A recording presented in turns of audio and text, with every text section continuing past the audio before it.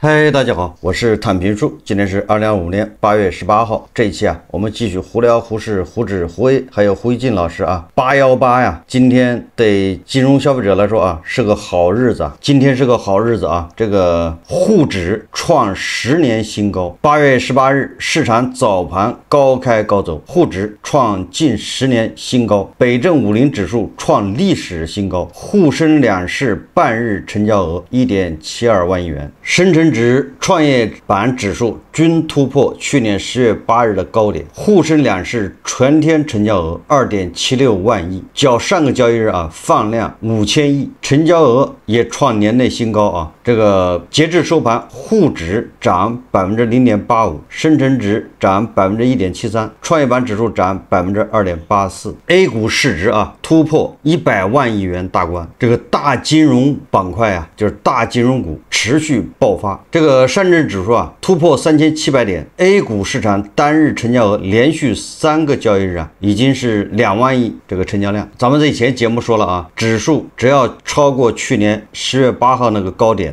那就基本上这个指数牛市已经形成。接下来是到4000点还是到多少点，这个都有可能这叫指数牛市而且从那个盘面看这个量价配合似乎还是不错的。根据这个证券时报记者统计他说截至10点34分 A 股市值总和突破100万亿元，创历史新高，这也是 A 股历史上首次突破100万亿元大关。具体到公司方面，截至发稿时间，农业银行位居 A 股市值榜首，一共是2.19万亿元，工商银行2.02万亿元，居第2位。此外，贵州茅台、中国石油、中国银行、宁德时代等4股 A 股市值均超万亿元也就是这个咱们这一轮指数牛市这个市值突破100万亿，排名靠前的都是些什么公司农业银行、工商银行、贵州茅台、中国石油、中国银行、宁德时代。那这个指数牛市怎么形成的呢？现在连续几个交易日都是2万亿以上，正好结合最近这个央行公布是不是什么存款搬家？我们看一看这个新浪财经刊登一篇报道，叫100亿基金经理内参，它报道的名称叫营业部草根调研，散户入市热情并不高。也就是说这一轮指数牛市跟散户没关系。他说近期市场投资热情持续高涨，不少人猜测7月居民存款下降，也就是存款搬家，或许与资金流入股市有关。基于这一现象，市场对于增量资金来源众说纷纭，毕竟资金的性质直接决定了行情的可持续性。对此，我们近期走访了多家机构，并结合对证券部分证券公司营业部的草根调研，掌握一手资料。这个增量资金的情况，根据机构的反馈，今年增量资金一个来自于保险，就是保费端的股票投资比例都在快速提升；另一个就是年金端，今年买权益类资产的也是买得非常凶，这个是比较重要的一个资金来源。关于散户入市的情况，从证券公司营业部草根调研结果中大致能看出一些端倪。第一个，散户入市情况，近期散户入市热情整体表现平平，入市资金规模维持在5%以内，这一表现明显不及2024年9到10月。若进行横向对比，当前热度略高于2020年6月，但明显低于2020年7月。整体来看，散户入市态度偏于保守，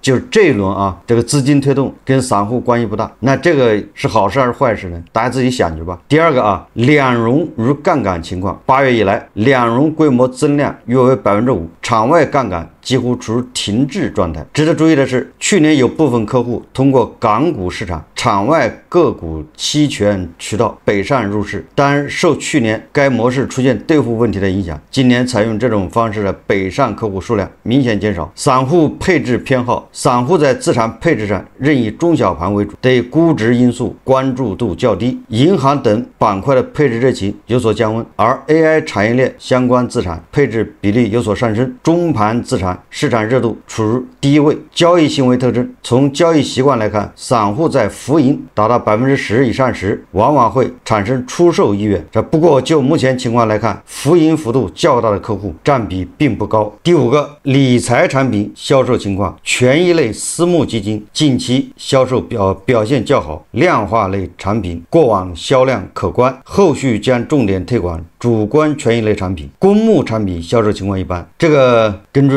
营业部草根调研，散户入市热情并不高。就这一轮这个指数牛市它的钱来自哪里呢？一个是保险资金，一个是场内机构，还有一个就是这个叫融券，对吧？这个已经创了10年新高过了2万亿，也就是还是场内资金一个行为。还有一部分资金为什么说机构资金呢？就在这个沪市暴涨的时候这2天这个债市确实在暴跌，就是债市和沪市形成了一个跷跷板的关系，债市的资金流入到沪市，所以这个跟散户的关系不大然后这个如果是散户入市造成的，那么这个微信、百度等平台的这个基金和股票搜索指数一定会大幅上涨。就如果是散户都在蜂拥入市借钱，这个扫地的阿姨菜市场的大妈都在谈论股票，那么它一个明显的特征就是搜索指数会飙涨，但是微信和百度等平台的这个跟基金和股票相关的搜索指数没有什么变化。所以这轮指数牛市主要是这个社保、保险资金、私募、场内机构以及场内的这些融券的。根据这个西部证券的研究报告西部证券认为目前入市的是高净值投资者，包括私募、杠杆资金和游资，居民资金未明显通过公募间接入市，因为主动偏股基金规模扩张幅度有限，被动指数基金持续面临资金流出，也就是大家还在赎回，居民资金也未大量通过炒股直接入市，散户参与度不高。基于这个散户参与度数量表征行情与这个其他的参数说当前散户参与度不及去年924行情。二是散户资金流入有限，以小单净买入金额表征散户净流入额，也是散户他每次下单买的这个金额不是太多嘛，小单，所以以小单净买入金额表征。数据显示当前散户资金流入有限，银证转账余额回落。所以我刚才说了这个是好事也是坏事，就是现在指数慢牛已经形成，有专家有机构说这个先看到4000点，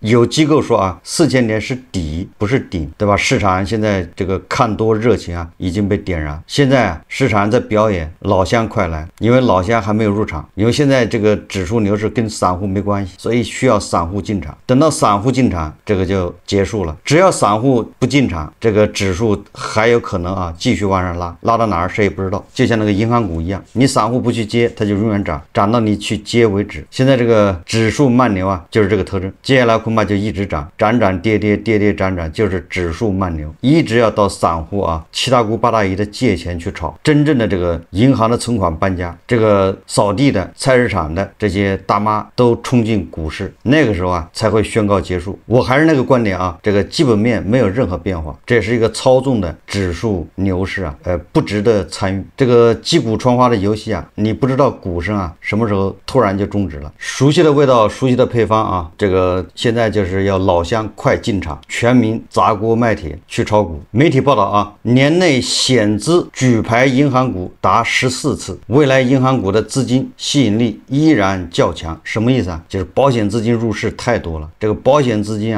首选都是买银行股，银行股这个高分红高股息，由于保险资金买的太多，导致举牌就今年发生险资举牌银行股就有14次，你就知道这个保险资金进来多少。一边是指数现在已经迈向了4000点，一边却是250家上市公司大股东减持、高管减持、大额套现，对吧？这些上市公司的实际控制人大股东高管把股票都交给这些资金，你喜欢，对吧？你觉得好，他就卖给你。为什么说这个沪市这基本面没有发生变化？今天这个新浪证券报道说信永中和年内已被点名9次，罚没超1400万元，又遭罚款。信永中和会计师事务所年内已被点名9次。8月15日，信永中和会计师事务所因在一上市公司年报审计项目中存在5项违规，收到深交所监管函，这是信永中和年内第9次被监管点名。在此之前，因对多家公司出具的年度审计报告中存在虚假记载，信永中和已被监管罚没1400万元。同日，中兴财光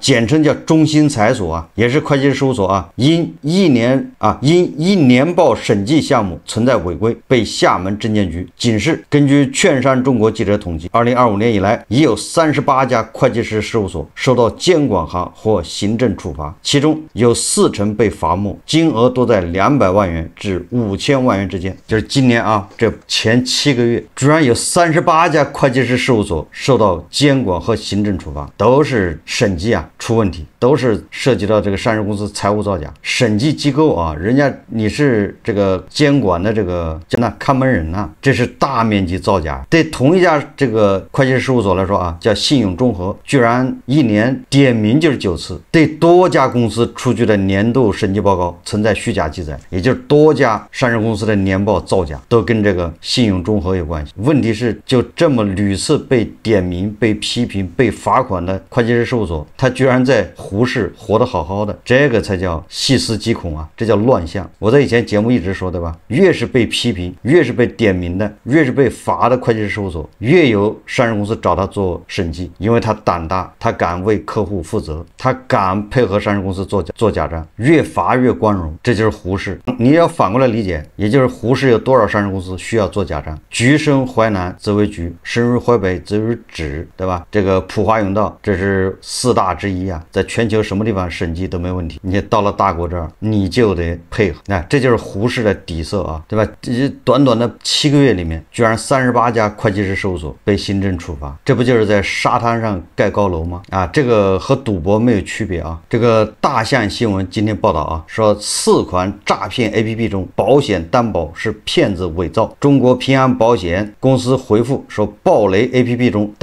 保险担保是伪造的。8月17日，大象新闻发布了题为从走路换金币到参股大项目4款投资 APP 同一天爆雷。报道中介绍了云跃动、众诚、绿果、巨象这4款投资诈骗 APP 中，诈骗团伙以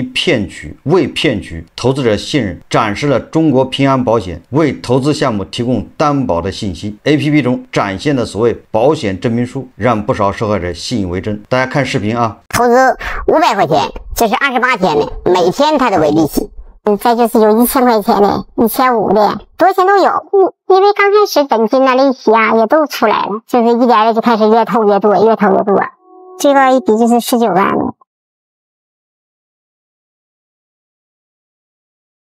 我被骗了110多万，56万1700元，89万7900多。确实对我们打击太大了，全部的积蓄现在都没有了，现在就成负债了。他每个里边都有那个写的香港那个平安保险公司投保，写的都可详细了。那保险公司还有差吗？就觉得啊，这东西就挺真实的。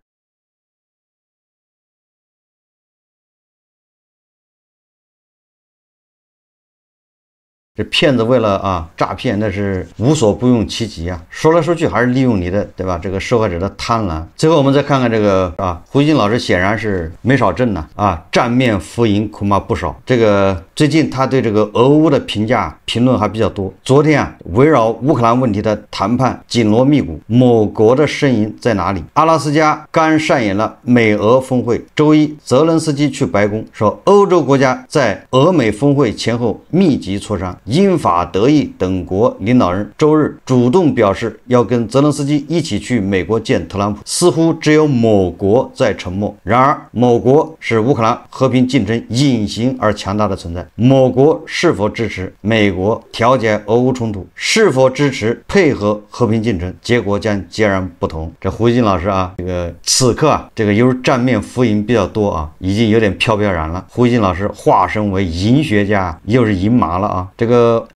胡锡进老师说某国这个态度非常重要，某国还没有发话，所以你们在前面这个和谈这些扯皮这个还早着呢，某国还没有一锤定音。总之某国赢麻了这个某国发话也是赢，某国没有说话也是赢，某国反正就是赢，对吧？说某国坚持中立也是赢，某国支持俄罗斯也是赢，某国支持乌克兰也是赢。总之就是某国就是赢，没别的然后最后胡锡进老师把它转化为与欧洲的角色对比一下，某国人应当为自己国家的地位感到庆幸和骄傲。我不太清楚这个俄乌冲突3年半以来某国除了给俄罗斯对吧狂卖这些卫生纸尿不湿，狂买俄罗斯的这个石油天然气，这他还做了啥事呢？怎么还骄傲上了呢？就我最近经常看到黄俄啊，在我那个视频下面留言，确实啊，那黄俄的那个自信心啊，不知道从哪儿来的，就是黄俄他莫名其妙的一种这个优越感，这个优越感是不是来自胡锡进老师啊？胡锡进老师有优越感，这胡锡进老师的优越感是来自于胡适啊，涨了，他赚了钱，他有优越感，他这个人性啊，光辉啊，泯灭掉了。他的优越感就起来了，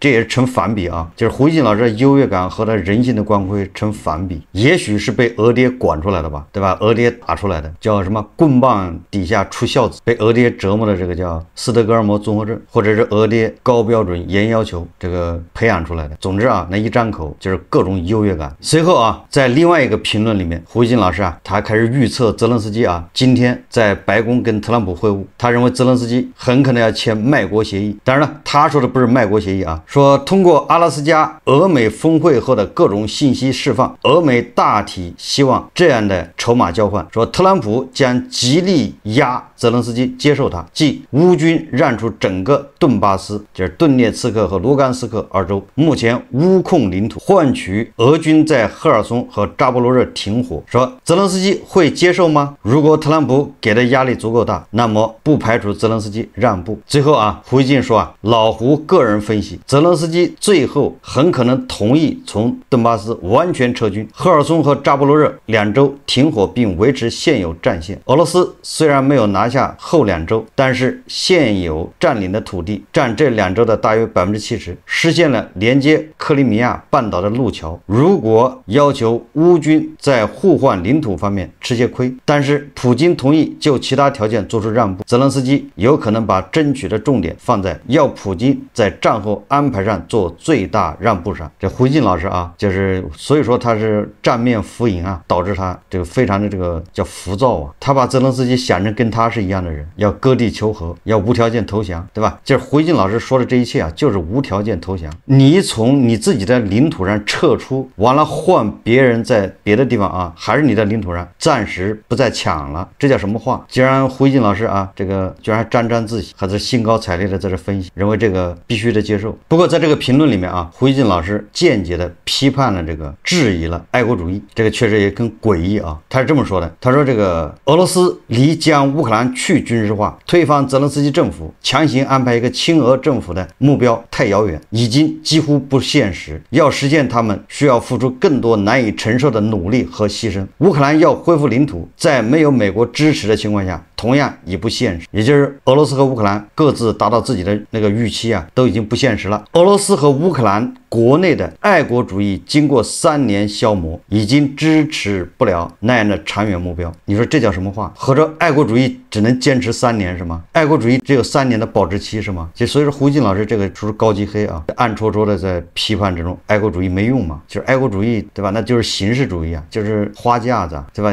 这只有3年的保质期啊，3年的消磨啊，爱国主义就没了。所以这是胡锡进老师迄今啊对这个爱国主义的一个这个有效期的一个定义、一个认知啊，所以这个对黄俄的打击是比较大的啊，对吧？因为黄俄开口都是爱国主义嘛，胡锡进老师说了，你这爱国主义就管3年，对吧？任何战斗只要超过3年，你这所谓的爱国主义，你就都变成汉奸，都得卖国啊，不就这意思吗？说战争现在停下来，对双方政治上都有利。就胡锡进老师对俄爹啊，现在也提出质疑了，觉得俄爹撑不住了，因为俄爹也需要停下来。所以说胡锡进老师这个满嘴的谎言啊，但是作为宣传人员呢，他总是就是顾头，他容易顾不上脚，就是他把每个地方都照顾到不容易，因为他毕竟要靠谎言啊，对吧？靠他这种转移视线呢啊，颠倒黑白啊，对吧？前面在说俄爹大获全胜的这个可能，下面又说俄爹坚持不了多长时间了啊，俄爹已经不是那种越打越有钱了。最后胡锡进老师说啊，特朗普先与普京谈，而不是先与泽连斯基谈，这个顺序具有根本意义。说特朗普啊与普京在阿拉斯加可能形成了一些共识啊，相互理解以及默契。然后当特朗普与泽连斯基周一单谈时，从某种意义上说，等于是美俄2个核大国共同压乌克兰。这个胡锡进老师就为了对吧，这个显示啊泽连斯基不受特朗普待见啊，泽连斯基很有可能要投降，所以不惜啊罔顾事实啊。就特朗普在跟普京啊在阿拉斯加见面之前，不是已经跟欧洲领导人跟泽连斯基开了电话视频会议吗？在那个会议上达成了5点共识。这怎么叫到这个胡锡进老师这儿就变成啊特朗普先与普京谈，而不是先与泽连斯基谈胡锡进老师认为这个恐怕双方见面才是真的叫谈，不见面那都不叫谈，对吧？你要这么说，那他说的对吧？实际上，特朗普在见普京之前已经跟欧洲达成了共识，只不过是特朗普对吧？看了一下普京的眼睛之后他改变了主意，他投降了。特朗普投降不是泽连斯基投降。总之胡锡进老师涉嫌讽刺爱国主义。好，这期节目咱们就聊到这里，感谢大家收看。如果喜欢我的节目，欢迎订阅转发，也可以在下方留言评论，谢谢大家。